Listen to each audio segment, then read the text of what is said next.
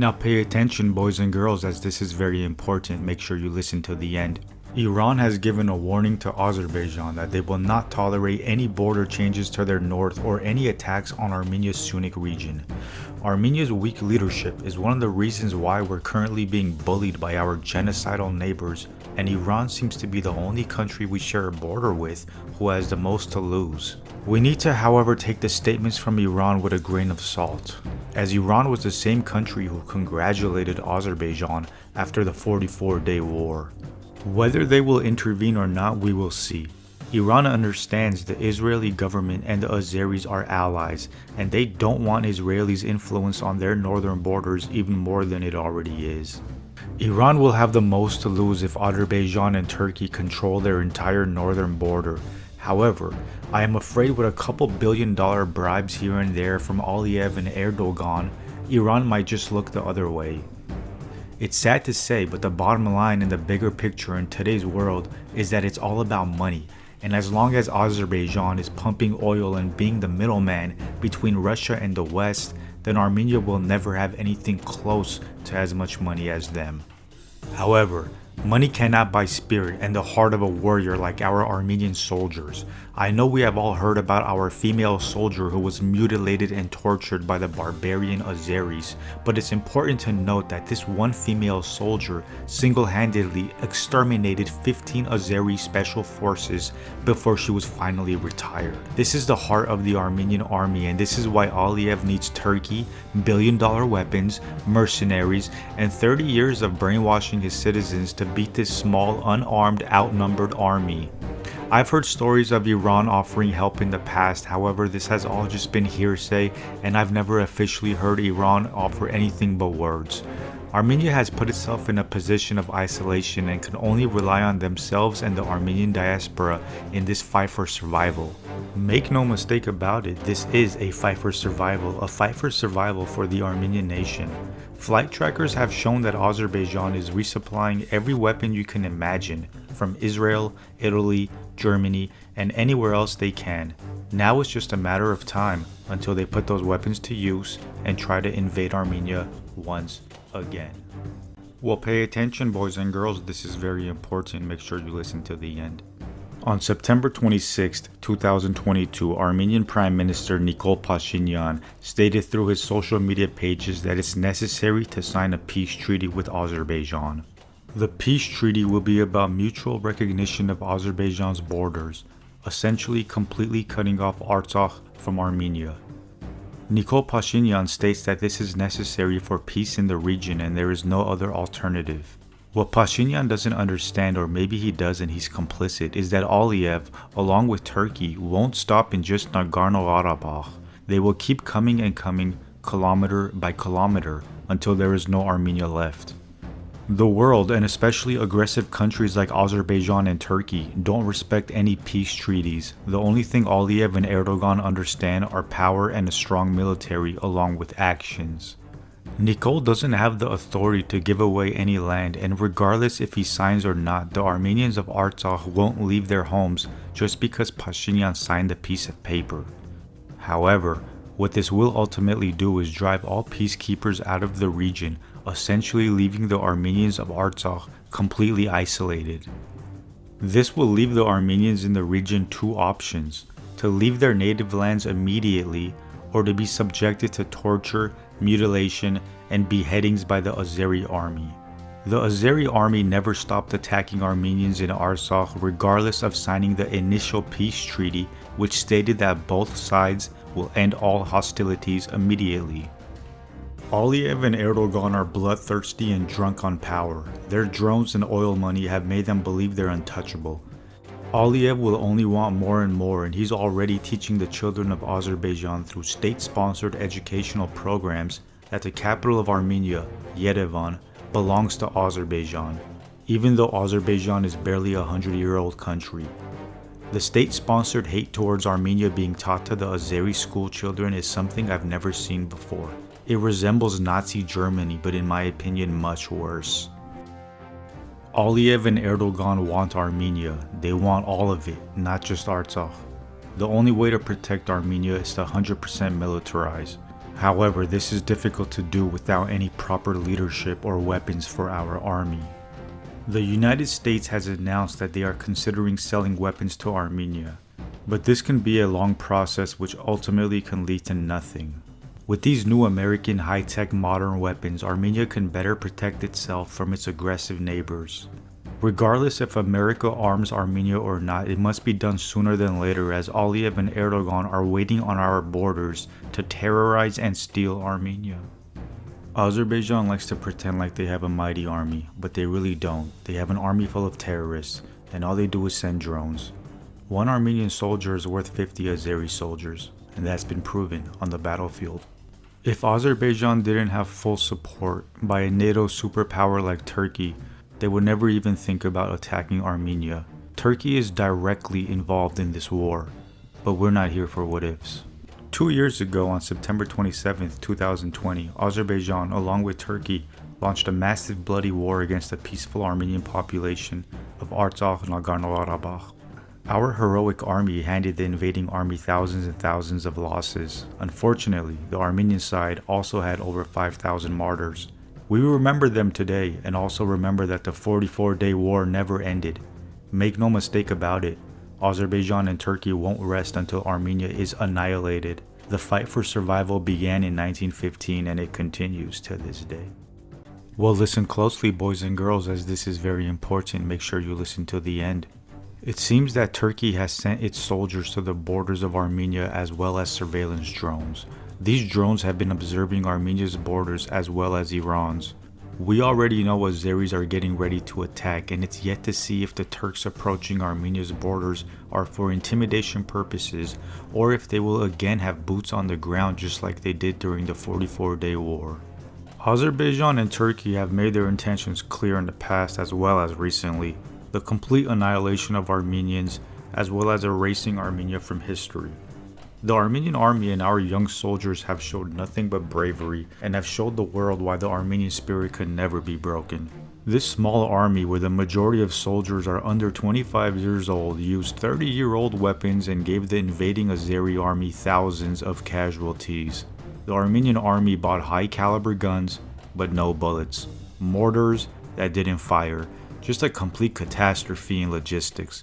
And our boys still went until the end, and that's why Aliyev and his army had thousands of dead, as well as Turkish special forces and hundreds of ISIS mercenaries that were transported to the battlefield by Turkey. The Azeri army has an unlimited budget, the most modern weapons money can buy. In other words, they've spent so much money on their military, there's nothing left to buy. Those brand new weapons were not just bought for show, as Aliyev is planning to invade Armenia any day now. If Armenia had even 10% of the help that's being given to Ukraine, the Azeris wouldn't even dare attack Armenia. But since Aliyev knows there's no weapons or support coming to Armenia, he's felt extra cocky, and he's hoping Azerbaijan along with Turkey will be able to completely destroy Armenia. This isn't me being dramatic.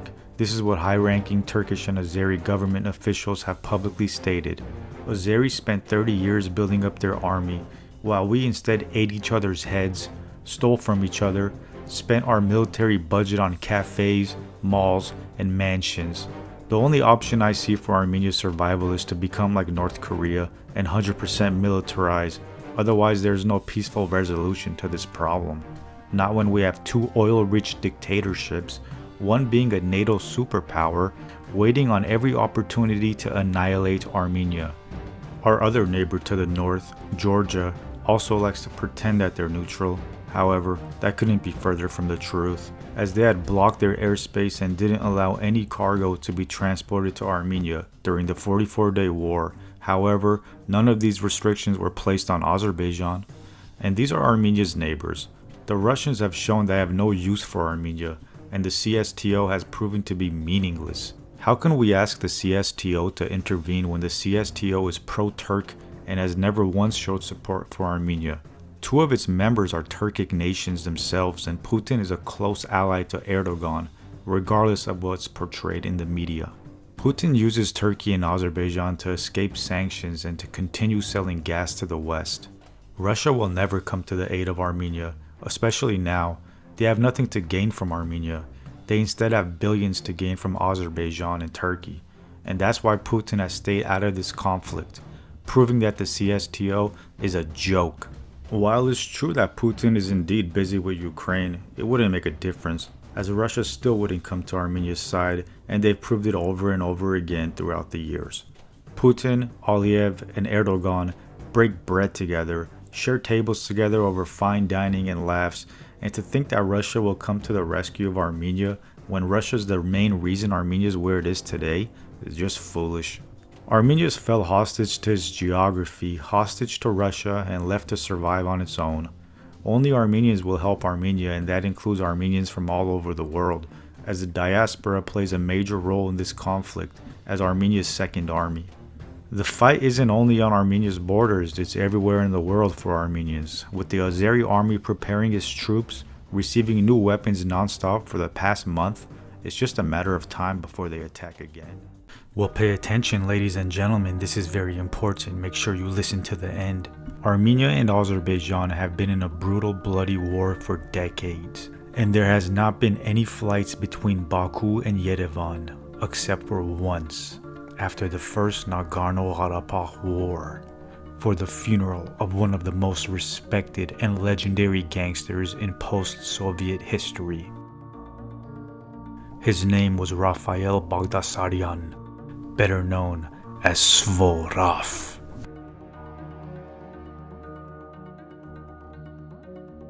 Svorov spent more than half of his life behind bars and was crowned a thief in law, or known in Russian as vor zakoni, the equivalent to the Italian mafia's made man, by the age of 14.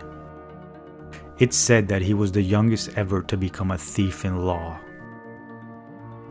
During the first Nagorno-Karabakh war in the 1990s, Svorov was in Moscow. He noticed a particular truck was being guarded day and night by Azeri soldiers. He would take note that the truck was being loaded up in the nighttime and sent to Azerbaijan in the morning. The trucks were filled with weapons that would supply Azerbaijan in the bloody war with Armenia. Svorov and his men decided to hijack the shipment and instead send the weapons to the Armenian military. The plan was simple. As soon as the weapons were in the trucks to be sent to Azerbaijan, the armed raiders would overpower the guards and steal the trucks. The hostages were planned to be sent to a cottage in the suburbs and kept until the weapons reached Armenia. And that's exactly how it happened. The trucks were hijacked and arrived in Armenia, which gave much needed help to the Armenian army. Svorov also used his connections to bypass the blockade of Armenia and supplied food and clothing to Armenians during the war. It was said that he also managed to transfer 14 million rubles to the military in Armenia. And he did it through his right-hand man, interestingly enough, an Azeri named Fikret Magaramov. Svorov was a gangster, but a compatriot first. The man was so respected across all post-Soviet countries that even in a time much like today, where there is much hatred and anger between Azerbaijan and Armenia, hundreds of Azeri Vors flew from Baku to Yerevan to attend his funeral. This was unheard of at the time, and there has not been a flight from Baku to Yerevan ever since. During the time of his funeral, Armenia was in one of the bloodiest wars in its history, and the country was hit with rolling blackouts. Electricity would only be running for 2 hours a day. All of the Vors in attendance, including the ones from Azerbaijan, arranged for gas and electricity to be switched on for 3 days straight to facilitate the funeral. After Svorov was laid to rest, the city emerged back into darkness. He was a criminal legend, lord of the underworld, an Armenian compatriot. He was Svorov.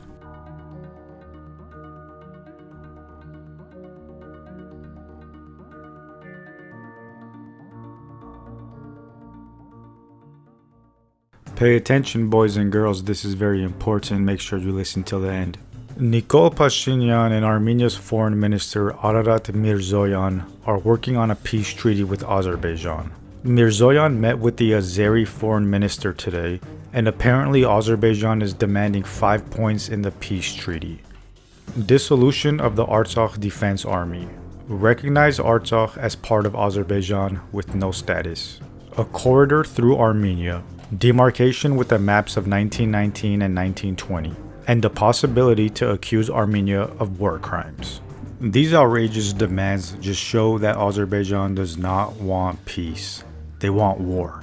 The same day as the meeting, the Azeri side again broke the ceasefire and used high-caliber weapons and mortars against Armenia. There can never be peace with Azerbaijan. It's just not possible anymore. We can't coexist with a nation that does not want us to exist. The only solution is a stronger military with more advanced weapons. India has shown they are ready to provide weapons to Armenia. And unlike France, Greece, America, and Russia, India is actually taking action to help Armenia. India is a true friend and an honorable country. The West stays quiet about Azeri's aggression and terrorism because they receive oil and gas from Azerbaijan. They boycott Russia but welcome Azeri oil. Azerbaijan is 1,000 times worse than Russia ever was or is capable of being. In Azerbaijan, you get rewards and medals for terrorist acts. Case in point, Ramil Safarov, the coward who axed a sleeping Armenian to death while attending a peace program in Europe. Azerbaijan bribed the government of Hungary to have him released and returned to Azerbaijan. On his return, he was dubbed a national hero. Streets, parks, and gyms are named after him. Aliyev provided him housing and Azeri children look up to him as a saint. The heroes of Azerbaijan consist of axe murderers and war criminals who behead the sleeping, the elderly, and the unarmed. The Azeris recently released a video of Armenian POWs being executed and shared it throughout social media. This war crime is being celebrated in Azeri circles. A day after the video was released, the European Union's rep, Toivo Klar, released a statement calling for an investigation of war crimes, and get this, committed against Azerbaijan soldiers. One might think this is an alternate reality, but it isn't. The caviar diplomacy and Azeri bribes are strong on this one. Toivo Klar is like the pig who doesn't know when to stop eating. Soon, this rat's crimes will come to the light. Azerbaijan invades Armenia. Armenians defend themselves in their homes. Azerbaijan then claims Armenian aggression. They have no logic and no conscience. They've been fed lies their entire lives. Azeris don't know what they are. They speak Russian, have Islamic or Persian names, and try to identify as Turkish. If it wasn't for oil, Azerbaijan would have zero to offer the world. And this is the same country that the European Union's President Ursula von der Leyen calls a reliable partner. This woman is one of the most wretched, vile species to walk this earth. Her 7 children must be so proud of mommy. The only chance for Armenia's survival is our brave, heroic military and our eternal soldiers. The world doesn't care about Armenia. Nobody cares. But once we start targeting the Baku pipeline that provides gas to the west, then they'll start to care. There's only one solution to this problem. I leave you with the words from military expert Hracha Petrosyan's. At this extremely difficult historical moment, we are obliged to unite around the motherland, regardless of who is there and in opposition. Otherwise, what has been happening for 2,000 years will happen again, part by part, piece by piece. Armenia and Armenianness are disappearing from the world. Well, listen closely, boys and girls, this is very important, make sure you listen to the end. Sergei Lavrov, the Russian foreign minister, announced yesterday that the possibility of using observers from the CSTO for the settlement of the Artsakh conflict is being discussed. This comes weeks after Armenia was bombed and shelled by Azerbaijan, where hundreds of our heroic Armenian soldiers as well as civilians died. Lavrov and Russia now all of a sudden are beginning to show interest in Armenian affairs. I'd like to know what happened when Azerbaijan began shelling Jermuk and Russia stated they will be staying out of the conflict. It's said that Russia also denied entry of any international peacekeepers to the region. So I ask you, Lavrov, to make up your mind. Russia wants to punish Nikol Pashinyan for being pro-West. But this isn't the way to do it.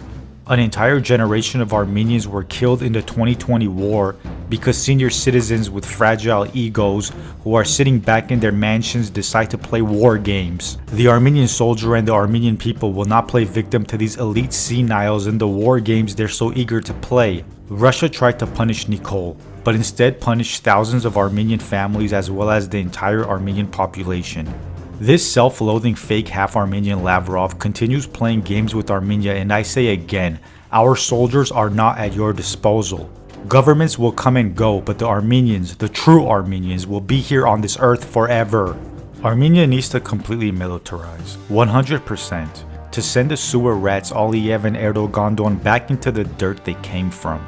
The Armenian military has attempted to retrieve the fallen servicemen's bodies from the Verin Shorza for the past few days, but the Azeri military continues to shoot and shell the area as soon as each attempt is made. Armenia has more experience with the Azeri strategy after the 2020 war. They know now to be more spread out, so drones will be less effective. Aliyev knows if he continued the 2020 war, he would have thousands more casualties than he already had. Shushi never fell. Shushi was handed over. Our soldiers were ready to keep fighting till the end, but were told to stop for reasons that seem to be treacherous. The Artsakh issue has not been solved, and no peace treaty will ever solve it. Nikol and his administration want to make peace with these terrorists. In 2 days, the foreign ministers of Armenia and Azerbaijan will begin discussions on the text of a peace treaty. I say again, there can never be peace with Azerbaijan and Turkey. You can't make peace with a terrorist nation that has been planning your annihilation for 100 years. No peace treaty will make us forget about the Baku massacre of Armenians, the 1915 Armenian genocide, the Sumgait massacres, the 2020 war, the gravestones at Yerablud, the children who will grow up without fathers, the countless number of Armenian cemeteries and churches that Turkey and Azerbaijan have erased. The Armenian military is the past, present, and future, and we are nothing without it. Well, pay attention, boys and girls, this is very important. Make sure you listen to the end. According to the Economic Times, India is to export over $250 million worth of weapons to Armenia.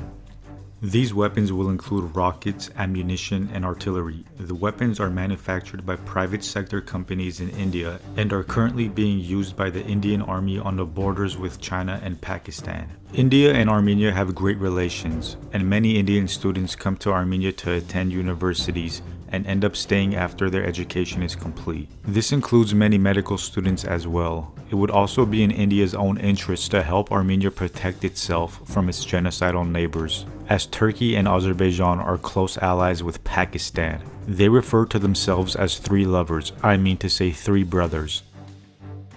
For the first time, Armenia's military budget will exceed $1 billion. Armenia plans to increase its defense budget by 47% in 2023 to roughly $1.4 billion. Not enough in my opinion. This will increase the available pool for new weapons, infrastructure, military healthcare, and training. Armenia needs to seriously consider working closer with India as well as acquiring tactical nuclear weapons from them. A nuclear weapon in Armenia's military and our genocidal neighbors Turkey and Azerbaijan may think twice before they attempt their next invasions. Aliyev and Erdogan only understand force and action. Aliyev will think twice before attacking Yerevan if we have nuclear weapons in our arsenal, because he would know the entirety of Baku and Azerbaijan will be completely flattened. In 2022, wars should be avoided, but it's been proven that peace treaties and ceasefires are not respected by Azerbaijan. Aliyev has made his intentions very clear both by actions as well as stating them publicly: the complete annihilation of Armenia. We can't keep losing our young soldiers to this barbaric dictatorship who teaches the children of Azerbaijan when they approach Armenians, the best way to murder them is with an axe. This is taught in Azeri school books for children. Nikol Pashinyan stated today that hundreds of millions of dollars were spent on weapons and ammunition from our allies, but supply commitments were never met. Essentially saying that Russia scammed Armenia and never sent Armenia the weapons they had already paid for. Pashinyan suggests that Azerbaijan's efforts to stop Russia from arming Armenia is the reason why Russia did not send the weapons. If this is true, The Russians have to explain why they left Armenia completely weaponless and alone while knowing that Azerbaijan and Turkey were on our heels waiting to attack. This is either Pashinyan trying to push an anti-Russia narrative or Russia scammed us, again. Whether or not if Pashinyan's statements are true, he shouldn't have waited so long to realize the weapons from Russia were not arriving. Pashinyan also has a history of misleading the public, so until his statements aren't verified, we can't say for certain if Russia has completely scammed us or not. Let's just remember Russia has a lot more to gain through Azerbaijan and Turkey than it does through Armenia. This myth of Russia being Armenia's friend, ally, and protector is nothing but a fairy tale. With this new military budget increase, it leads me to think, why have we waited so long to raise the military budget to over $1 billion when we have two genocidal terrorist neighbors knocking on our doors? This isn't meant to only criticize the current administration, but the past leaders as well. Do we also trust that this current administration will use the money wisely? No more rockets that don't fire, please. This is a step in the right direction. However, I believe that a lot more needs to be spent on our military. Our strong military and our soldiers are the only chance of survival for Armenia, and we can't rely on any peace treaty, and especially any CSTO agreement, to protect our borders. The CSTO has failed us over and over again and are in bed with our genocidal neighbors. Lukashenko has also made anti-Armenian remarks. And this tubby-wubby replica Putin needs to stay out of Armenian affairs and worry about his own country. I wonder what Lukashenko would be doing if his neighbors Russia and Poland were genocidal terrorist maniacs who have been trying to wipe Belarus off the map for the past 100 years. He would probably be looking for alternatives to weapon suppliers as well. India has nuclear weapons. India and Armenia have mutual interests as well as very close diplomatic ties. It's time to wake up and nuke up, and stick that nuke up Aliyeva's backside as well as his entire criminal clan. Well, pay attention, boys and girls, this is very important. Make sure you listen till the end. What would happen if India gave Armenia a nuke? Well, first off, it's highly unlikely that India would ever give Armenia a nuke. Not because India doesn't want to help Armenia protect itself, but because the rest of the world would never allow it. Let's say that India did give Armenia nuclear weapons. It's said that India has 160 nuclear warheads, and if there's any country that's going to help Armenia protect itself, it would be India, since India is Armenia's true friend. But this is all hypothetical, so what would happen? Right now, nothing. Armenia would know the implications of launching a nuke on Baku, and Armenia is not an aggressive nation. Armenia is a tiny landlocked country fighting for survival, sandwiched in between two oil-rich countries who have publicly stated their goal is the annihilation of Armenia. So let's get that clear now. This isn't just my opinion, this is what Turkey and Azerbaijan have publicly stated over and over again. Armenia doesn't want war, it wants peace, and it wouldn't fire any nuke at Baku. But if Armenia was left with zero other options, and Azerbaijan and Turkey are attempting to fulfill their genocidal ancestors' wet dreams and are already headed to Armenia's capital Yerevan, I would hope that a nuke would be dropped on Baku. A nuke would be catastrophic for Azerbaijan, and the entire area would be vaporized. So what would happen after that? Well, the entire world would most likely condemn Armenia, call us terrorists, show us zero support, stay silent when Armenians get invaded and killed by every weapon imaginable, supply Azerbaijan with the most advanced weapons around. So basically the same exact thing that's happening now. Okay, so what's the next best option? The next best option would be to target the Baku pipeline that transfers gas to the west. Armenia doesn't produce any oil, and that's why the international community doesn't care about all the war crimes and invasions that Aliyev and Azerbaijan commit. They get their oil and natural gas from Azerbaijan. The West and Europe are highly invested in the Baku pipeline. Azerbaijan should be thanking Stalin every day and night that he gifted them land with oil. So Armenia has nothing to offer the world, and if you're not useful, you're useless. So since we can't make them any money, what's the next best option? To take money out of their pockets. Target the pipeline. No more gas to the west. Maybe now they'll start paying attention. Maybe now they'll stop supporting genocidal maniacs who are taught to behead and torture Armenians ever since childhood. Make no mistake about it, this is a fight for survival, for Armenia's survival. Ultimately, in my opinion, having a nuke in Armenia's arsenal would bring peace to Armenia. Because Aliyev would know any invasion against Armenia, and it can ultimately lead to a nuke being dropped and flattening the entirety of Baku. This would make our genocidal neighbors think twice before attempting their next fantasy about erasing Armenia. Armenia wants peace. This is not an aggressive nation. But if Armenia doesn't prepare and arm themselves to the T, the future looks grim. It's obvious to see that Armenia is not the aggressor, and if you think otherwise, then you should open your eyes. Armenia has 0 allies and a population of under 3 million. Azerbaijan has a population of over 10 million and a military budget 3 times as much as Armenia's. Turkey has a population of 84 million and a military budget of over $20 billion compared to Armenia, which is still under 1 billion. You still think Armenia is the aggressor here? Armenia is left in a position of isolation with no help and no intervention, a hostage to its own geography and a hostage to the world's reliance on oil. Make no mistake about it, Armenia will fight till the end.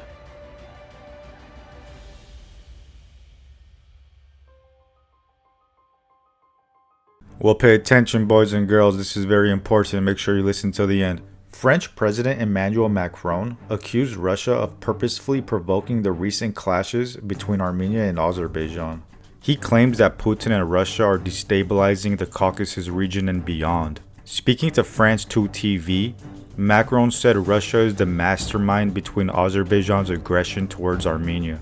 Macron also stated that the Russians have used this conflict, which dates back several centuries, and played Azerbaijan's game along with Turkey to weaken Armenia. Putin and Aliyev both responded by calling these statements unacceptable, and Putin also said that Macron shows a lack of understanding of the course of the conflict. Actually, I think Macron understands exactly what's going on, and I also believe he's absolutely correct. Azerbaijan is the offspring of Russia and Turkey. The country was artificially created. It's now just a vessel for Russia to transfer gas to the west. Our Armenian soldiers will not keep dying for your greed. Aliyev and Putin don't care about the Azeri casualties. Just in the September attack alone, the Azeri side lost over 400 troops. It doesn't matter to Aliyev. His soldiers are disposable, but ours aren't. It's time to get out of Armenia and stay out of Armenia. There's nothing here for you. Keep transferring your gas to the west through Georgia. The Azeri embassy in Washington, D.C. is claiming that one of their vehicles was vandalized by Armenian terrorists.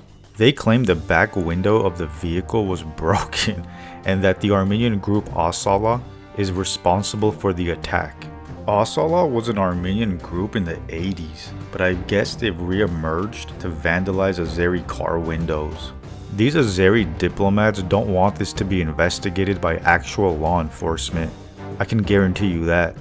Because the investigation is going to show that A, they vandalized the car themselves to blame it on Armenians, or B, it was vandalized by a random person living on the street.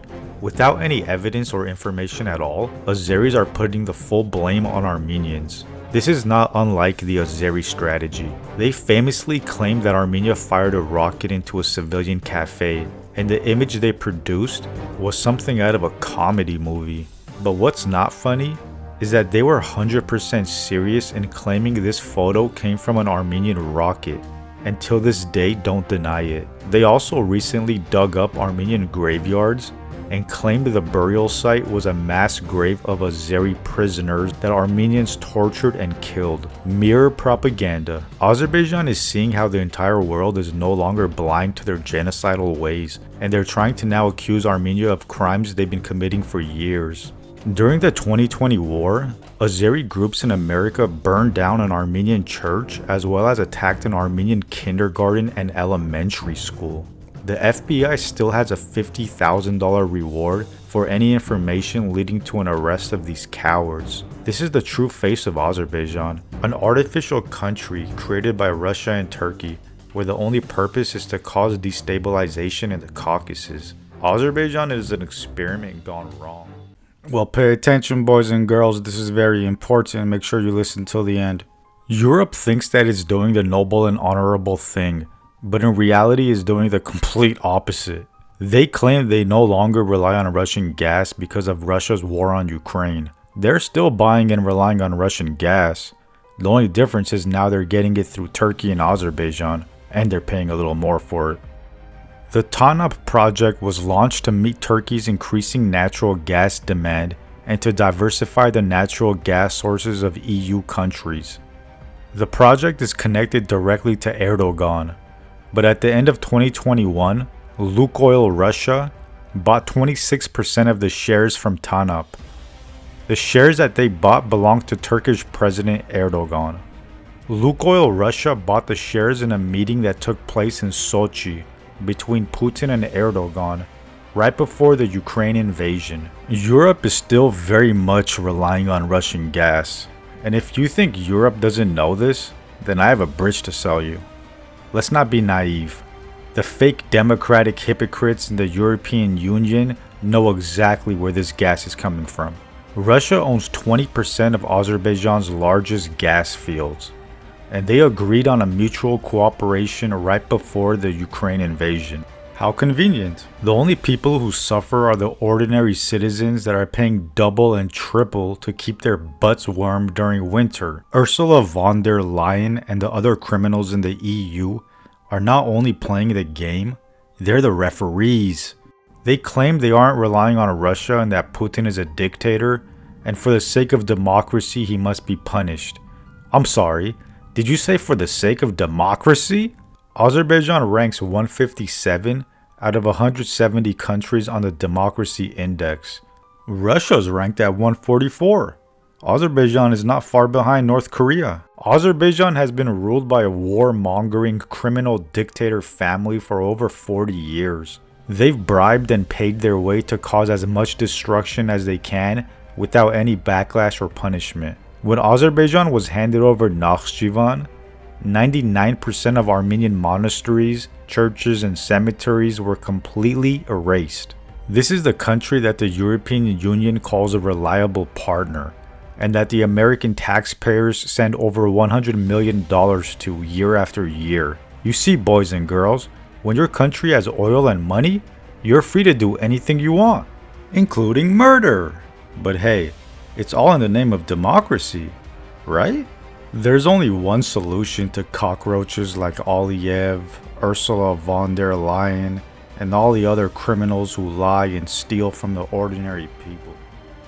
Well, pay attention, boys and girls, this is very important. Make sure you listen till the end. Alexander Lukashenko, the first and only president of Belarus, went on to make anti-Armenian remarks again during a CSTO summit. This time, this fat tub of lard said that if Armenia doesn't do what Aliyev says, then it's gonna get a lot worse for Armenia. This is coming from a supposed ally of Armenia and a member of the CSTO.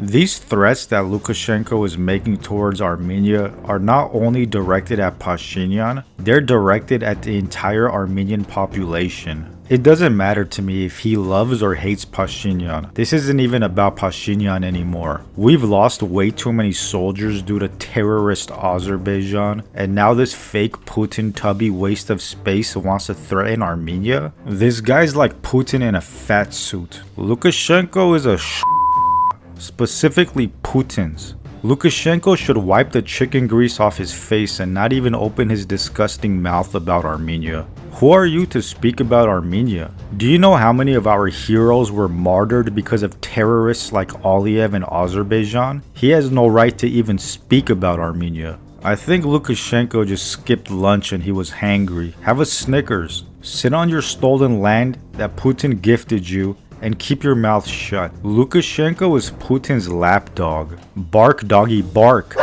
Lukashenko wouldn't even open his mouth unless Putin gave him permission to. This Michelin man went on to say that Aliyev is his buddy and that Aliyev is our man, implying the CSTO and Aliyev have a great relationship. Remind me again, the CSTO are Armenia's allies?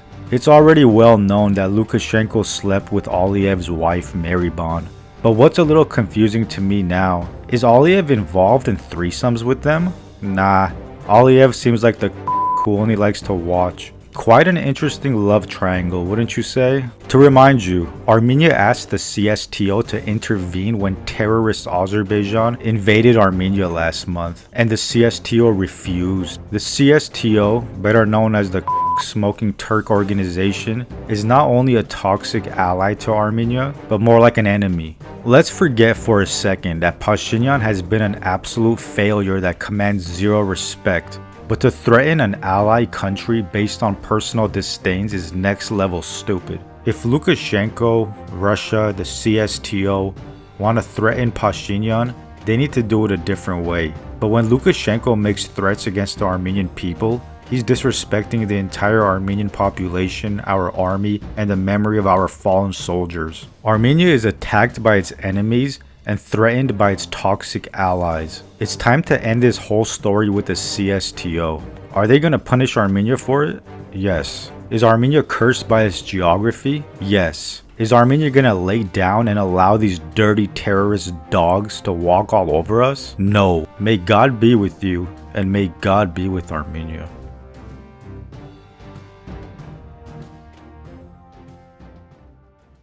Well, pay attention, boys and girls, this is very important, make sure you listen till the end. Ramzan Kadyrov, head of the Chechen Republic, has accused the armed forces of Ukraine of attacking Russian oblasts and expressed his dissatisfaction with Russia's weak response. The Kremlin-controlled head of Chechnya has repeated several times that what's going on is not Putin's special military operation, but an all-out war. According to Kadyrov, this war is between Orthodox, Muslims, and Satanists. He was quoted saying, "Earlier, we said that we were conducting a special military operation on the territory of Ukraine. But now, the war is already on our territories. We have already declared martial law, but the Ukrainians do not hesitate. They shoot. I think our response is weak. If a shell lands on our side, we have to wipe the cities off the face of the earth." Kadyrov claimed that 3 of his sons, aged between 14 and 16, have visited the line of contact in Ukraine. Kadyrov also claimed that prisoners of war will not be taken, and all Ukrainians will burn. Kadyrov claims that Christians and Muslims need to come together in order to fight the gay agenda. Kadyrov says the West is pushing Satanism and has a satanic democracy where the rights of atheists are protected, but the believers are offended. He says that Europe swallowed the satanic democracy, but Russia will not. Kadyrov also called for a holy war, claiming that this is jihad and the ultimate fight against demons. He told his followers to expect good news and to love your country. He also went on to try to unify Christians and Muslims together in this fight against Satan. This is a fight about money, an economic war, a fight about control and energy. This war can stop at any time, but the people pulling the strings don't want it to stop. When speaking on Armenia, Putin said for years, Russia offered Armenia to solve the Karabakh issue by transferring 5 regions to Azerbaijan and to move in the direction of normalization of relations. But the leadership of Armenia did their own way, which led to the current situation. Putin said that Russia supports the peaceful settlement, and they stand for favor of the peace treaty. Armenia chooses the version of the agreement itself, and Russia will not impose their opinion, but will support any choice of the Armenian people. Putin said that Washington's version implies the recognition of Azerbaijan's sovereignty over Karabakh. Putin also said that Armenia is Russia's strategic partner and ally. It seems that Putin is criticizing the past leadership in not finding a solution to the Nagorno-Karabakh conflict. This is interesting since Putin and Kocharyan are such close friends. This must be the reason why he was quite reluctant to say this, and did not say it for such a long time. Putin is criticizing his close friend Kocharyan for not doing anything with regards to the Nagorno-Karabakh conflict. Although the speech sounded nice by Putin, I'm not buying any of it. Russia has sold out Armenia. That's not hard to see. With the war going on in Ukraine and the sanctions put on Russia, Russia needs a direct line to Turkey. Russia has sold out Armenia to the Turk, and although some of Putin's statements are correct, where nothing was really done about the Karabakh conflict for 30 years, Russia also played a big part in the invasion against Armenia. Armenia cannot trust Putin, Russia, the West, the European Union. Unfortunately, Armenia can't trust anyone, but we don't really have a choice. Pay attention, boys and girls, this is very important, and make sure you listen till the end. Terrorist Azerbaijan continues doing the only thing they're good at: hateful acts of cruelty. It's in their blood. They can't help it. Azerbaijan has blocked the only road out of Artsakh where 120,000 Armenians and 30,000 children are blockaded with no food, medicine, or aid in sight. The Azeris have also shut off the gas to Artsakh, which comes in from Armenia through a pipeline now under Azeri control. The Armenians of Artsakh are blockaded in freezing temperatures with no heat, and the Russian peacekeepers are doing nothing to unblock the corridor. The corridor was agreed to remain open in the November 2020 peace treaty brokered by Russia, but it seems like Aliyev has broken every violation of the treaty. The corridor has been blocked by Azeris, there are daily shootings by the Azeri side, and Azerbaijan has continued its hostilities ever since 2020. The Azeris have disguised themselves as environmental protesters who are blocking the road due to environmental concerns. A deeper look at the faces of these so-called environmental protesters, and it's been discovered that most of them are from the Azeri army, special forces, or work directly for Aliyev's criminal government regime. One of the protesters clutched a pigeon in her hand while wearing a fur coat and made a speech about how they came in peace. The pigeon was clutched so tight that it died in her hands. This is symbolic, in which this is the kind of peace Azerbaijan brings. Shows you the absurdity and pure evil coming out of Azerbaijan, a generation who grew up on hatred and boredom. A Russian peacekeeper was filmed while talking to the Azeri protesters and said, quote, "God willing, Karabakh will be Azerbaijan."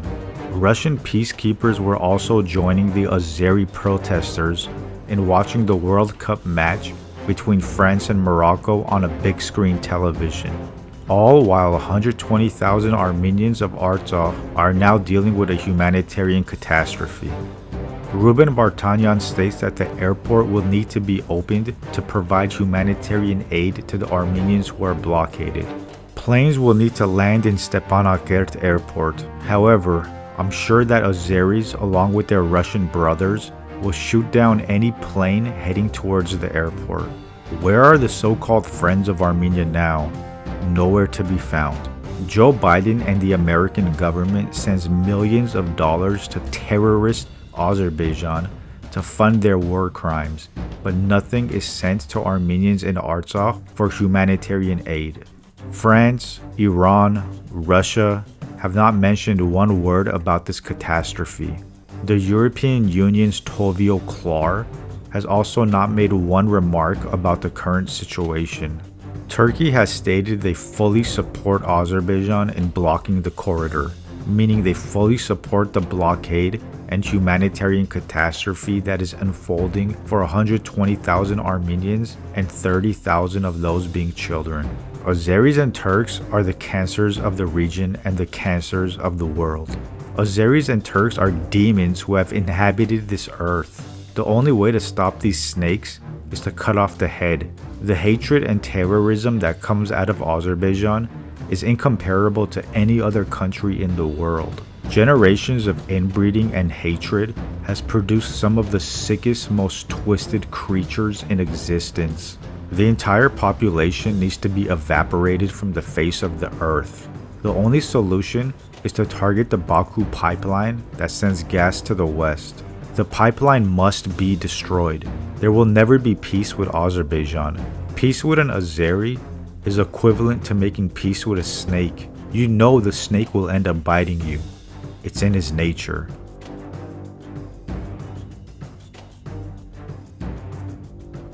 Listen closely, boys and girls, this is very important. Make sure you listen till the end. Terrorist Azerbaijan continues disrupting the peaceful Armenian community of Artsakh, Nagorno-Karabakh. The Azeris are now targeting civilians, farmers, and agricultural workers. A farmer was targeted on Wednesday in the Askeron region, while last week, another farmer was injured in the same area. Azerbaijan claims that they were only returning fire and that the Armenian side shot first. So we're supposed to believe that farmers and agricultural workers opened fire on Azeri soldiers? Yeah, that makes a lot of sense. Delusional inbreds, taking a playbook from Hitler and accusing the other side of what you're guilty of. Terrorist dogs doing terrorist dog activities. Just yesterday, the Azeris also opened fire along the eastern border of Armenia, and another Armenian soldier was injured. Armenia's defense ministry said that Azerbaijan opened fire at around 11 a.m. local time on Thursday. As a result of the enemy fire, an Armenian private serviceman was injured. The soldier is currently in stable condition and is being treated for his wounds. This is now the second time in 1 week Azeris have opened fire and injured Armenian soldiers, as well as terrorized the civilians of Artsakh, Nagorno-Karabakh. Pashinyan is beginning to make certain remarks and finally showing some balls to call out this terrorist regime and make hints that a peace agreement is becoming more and more unlikely. Peace with the Azeris is not possible. Generations of inbreeding and brainwashing have turned this population into complete hateful and evil demons. They've been taught since childhood they must behead Armenians. This is 30 years of state-sponsored terrorism by Aliyev and his tranny wife Maribon. This is the European Union's trusted partner. The EU thinks that they're getting their gas from Azerbaijan and are doing the noble thing by not buying directly from Russia. They're only fooling the people who blindly believe these absurd claims. The EU knows exactly where their gas is coming from. Gazprom and SOCAR just announced that they made a deal where Russia will provide 1 billion cubic meters of gas to Azerbaijan by March 2023. So the EU rejected Russian gas only to be able to buy Russian gas through Azerbaijan. What a great move by the EU that was. Now the ordinary citizen pays double for their gas thinking it's in the name of democracy. There's no democracy going on here. Aliyev expressed his dissatisfaction with the absence of Azerbaijan at the Forum of Ancient Civilizations to be held on December 4th in Baghdad. The forum will be attended by Armenia, Greece, China, Egypt, Iran, Italy, Peru, Bolivia, and Mexico. I don't understand what he's upset about. His artificial country is barely 100 years old. This just shows how delusional Aliyev is. The state minister of Artsakh, Ruben Vartanyan, is the man Aliyev currently fears most. He knows that unlike Pashinyan, Vartanyan has connections to some of the most powerful and elite figures around the world. Vartanyan made his billions through business, unlike Aliyev, who was handed over everything ever since childhood. Vartanyan will soon be the person in the top position in Artsakh, Nagorno-Karabakh.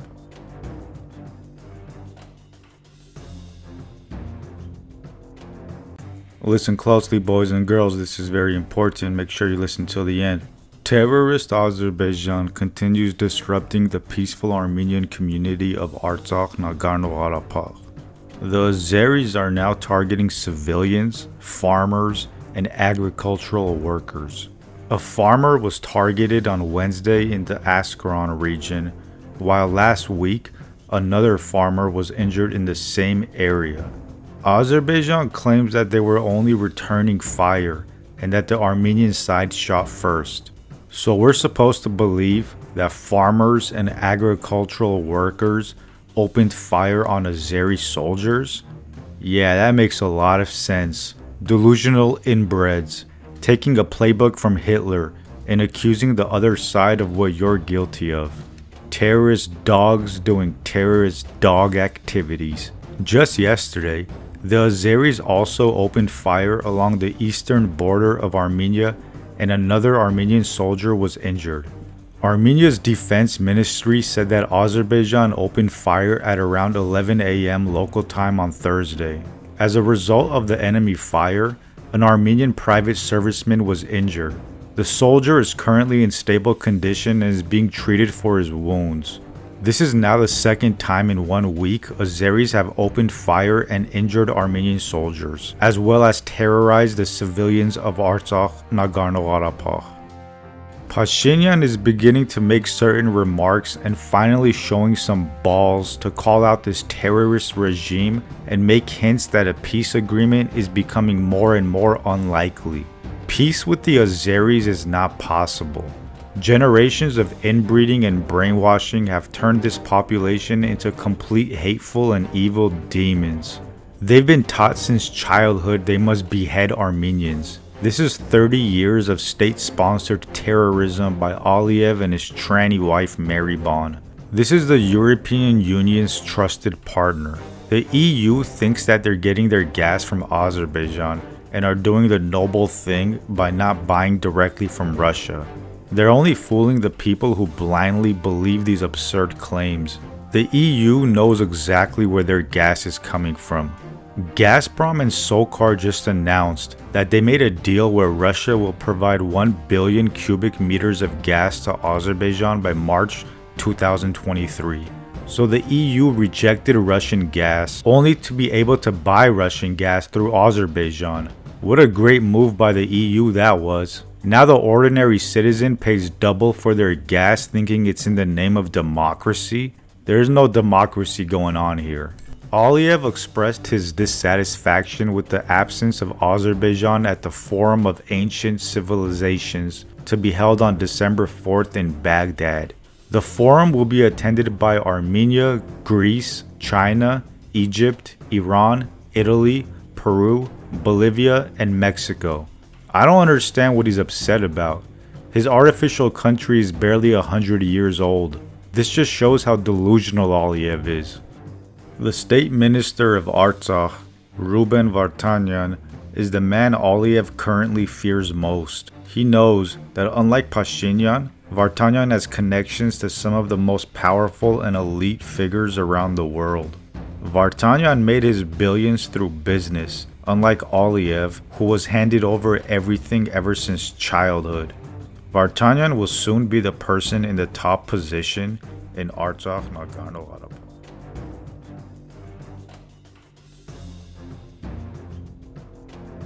Well, pay attention, boys and girls. This is very important. Make sure you listen till the end. Alexander Lukashenko, the first and only president of Belarus, went on to make anti-Armenian remarks again during a CSTO summit. This time, this fat tub of lard said that if Armenia doesn't do what Aliyev says, then it's gonna get a lot worse for Armenia. This is coming from a supposed ally of Armenia and a member of the CSTO.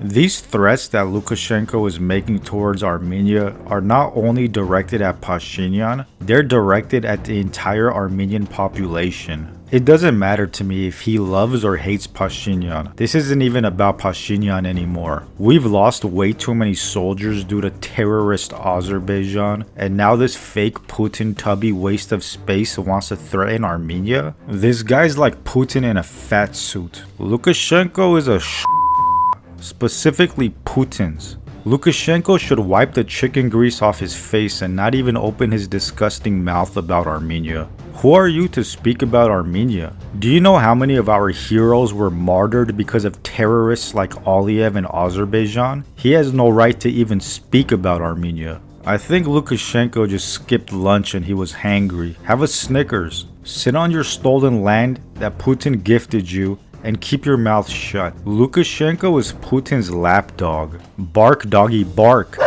Lukashenko wouldn't even open his mouth unless Putin gave him permission to. This Michelin man went on to say that Aliyev is his buddy and that Aliyev is our man, implying the CSTO and Aliyev have a great relationship. Remind me again, the CSTO are Armenia's allies? It's already well known that Lukashenko slept with Aliyev's wife Maribon. But what's a little confusing to me now, is Aliyev involved in threesomes with them? Nah, Aliyev seems like the who only likes to watch. Quite an interesting love triangle, wouldn't you say? To remind you, Armenia asked the CSTO to intervene when terrorist Azerbaijan invaded Armenia last month, and the CSTO refused. The CSTO, better known as the Smoking Turk organization, is not only a toxic ally to Armenia, but more like an enemy. Let's forget for a second that Pashinyan has been an absolute failure that commands zero respect. But to threaten an ally country based on personal disdains is next level stupid. If Lukashenko, Russia, the CSTO want to threaten Pashinyan, they need to do it a different way. But when Lukashenko makes threats against the Armenian people, he's disrespecting the entire Armenian population, our army, and the memory of our fallen soldiers. Armenia is attacked by its enemies and threatened by its toxic allies. It's time to end this whole story with the CSTO. Are they gonna punish Armenia for it? Yes. Is Armenia cursed by its geography? Yes. Is Armenia gonna lay down and allow these dirty terrorist dogs to walk all over us? No. May God be with you, and may God be with Armenia.